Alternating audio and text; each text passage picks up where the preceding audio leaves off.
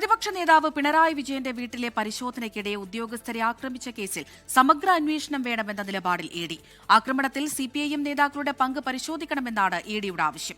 CMRL Exalogic ഇടപാട് കേസിൽ ഹൈക്കോടതി ഉത്തരവിന് ശേഷം തുടർ നടപടികൾ ആലോചിക്കാനാണ് തീരുമാനം. ഇഡി ഉദ്യോഗസ്ഥരെ ആക്രമിച്ച കേസിലെ പ്രതികളുടെ വീടുകൾ കഴിഞ്ഞ ദിവസം CPIM നേതാക്കൾ സന്ദർശിച്ചിരുന്നു. ഇതിനു പിന്നാലെയാണ് ആക്രമണം ആസൂത്രിതമെന്ന ഇഡി ആരോപണം. CPIM നേതാക്കളുടെ പങ്ക് അന്വേഷിക്കണമെന്നാണ് ഇഡി നിലപാട്. റിപ്പോർട്ട് ഡയറക്ടറേറ്റിന് കൈമാറിയിട്ടുണ്ട്. അനുമതി ലഭിച്ചാൽ കേസിൽ കക്ഷി ചേരും. ഇഡി അന്വേഷണം തടയണമെന്നാവശ്യപ്പെട്ട് CMRL നൽകിയ അപ്പീലിൽ ഹൈക്കോടതി ഡിവിഷൻ ബെഞ്ച് വെള്ളിയാഴ്ച വിധി പറയും. അതുവരെ CMRLനെതിരെ നടപടികൾ പാടില്ലെന്ന് കോടതി നിർദ്ദേശമുണ്ട്.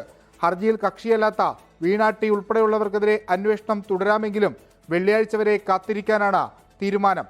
വിഷ്ണു സുരേഷ്, 24, കൊച്ചി.